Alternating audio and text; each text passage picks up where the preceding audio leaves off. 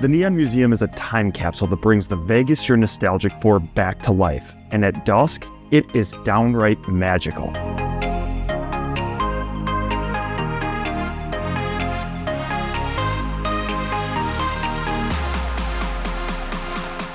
The Neon Museum is a nonprofit dedicated to collecting, studying, preserving, and exhibiting iconic Las Vegas signs, making them available for dweebs like me to go explore. The museum is located near Fremont Street and is technically walkable, but I recommend just taking a cheap Uber, usually about $10 plus tip from resorts on Fremont Street. There is free parking, both the main and overflow lot, and there's usually an employee outside that can help guide you. I don't recommend showing up too early for your tour, as the waiting area is outside and subject to the weather. Just show up as close as possible to the time printed on your ticket. The show starts in the lobby, which was built in 1961 and previously served as the lobby for the La Concha Motel on the Strip just south of Riviera. It was relocated in 2006 to its current location and now welcomes guests to the Neon Museum. Oddly, my first thought upon stepping inside was to set an over-under for how many cigarettes had been consumed in this exact room, and I settled on 2,500 as a pretty solid benchmark. This was my third visit to the Neon Museum, my first evening experience in the boneyard, and it was freaking magical. Like, darn near a religious experience. I'm talking on the level of my visit to the Vatican. The Neon Museum is home to over 250 signs, of which 24 are electrified and in working order, and they are stunning at night. Illuminated signs were from casinos like Fitzgeralds, Stardust, Riviera, Moulin Rouge, Plaza, Flamingo, and there is so much more to discover in every nook, corner, cranny, and layer of the boneyard.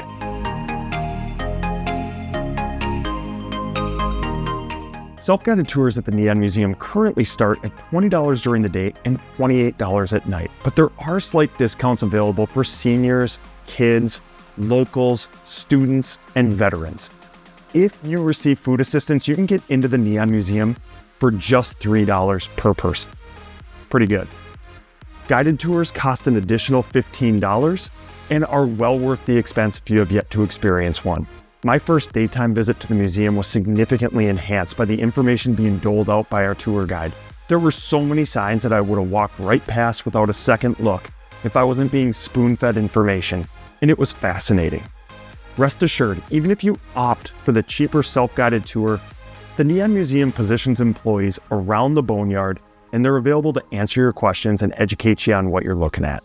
On the topic of employees, I can't stress enough how helpful they are. I was recently walking through Minneapolis of all places, and I looked up and I saw a sign that said Luck. And I, nerd I am, immediately recognized it as being from Lady Luck, now downtown Grand, just off Fremont Street.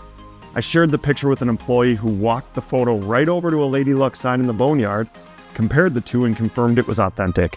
She explained to me that decommissioned signs in boneyards like the Neon Museum are commonly repurposed or sold off to other businesses and get a second chance at life. You are not bothering these people with questions. In fact, they love them. One additional add-on I feel is worth mentioning is Brilliant Jackpot, which costs $17 additional and takes place across the street in the Neon Museum's North Gallery.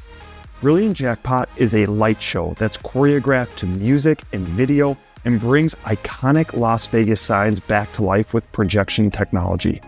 No video was allowed during the show, so I can only show you still shots that I took after the fact, but I found it to be a really worthwhile experience. I couldn't wipe the grin off my face.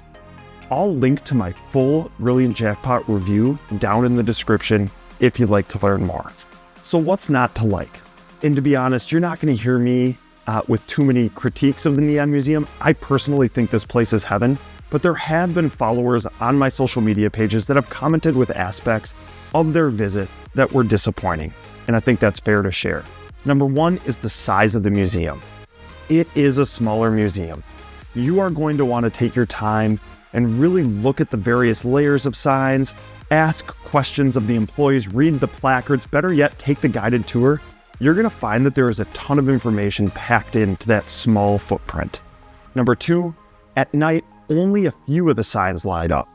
100% true. Don't go into your evening visit thinking that every sign in the boneyard is restored to its original glory. Costs a lot of money, takes a lot of time to refurbish these signs, The ones that are restored are amazing, but even the ones that aren't are illuminated by lights situated along the trail, and you can still see them and learn about them. This one sounds obvious, but I learned from personal experience, it's not. During the day, the sun in the desert is very powerful. I showed up without sunscreen, I wore sandals, closed-toed shoes are recommended, and I didn't bring a hat for my emerging bald spot. The amount of post-museum sunburn pain I experienced is not something I'd wish on my worst enemy. Plan your daytime visit accordingly and come prepared. At the tail end of your visit to the Neon Museum, you're going to want to check out the gift shop, which is home to a number of souvenirs that you're not going to find anywhere else in Las Vegas. That includes vintage casino t-shirts, books, wall art, and so much more. Stop in before you catch your ride home. The verdict: is the Neon Museum worth the time and money? And as you've likely been able to surmise throughout the video, I'm a fan. I've been there 3 times, I'll eventually get there a 4th. A visit at any time of the day is worth your time and money, but going at night, brilliant Jackpot, and guided tours are all worthwhile add-ons that you should consider. If you are remotely a fan of Las Vegas history, prioritize a visit. You're not going to be disappointed.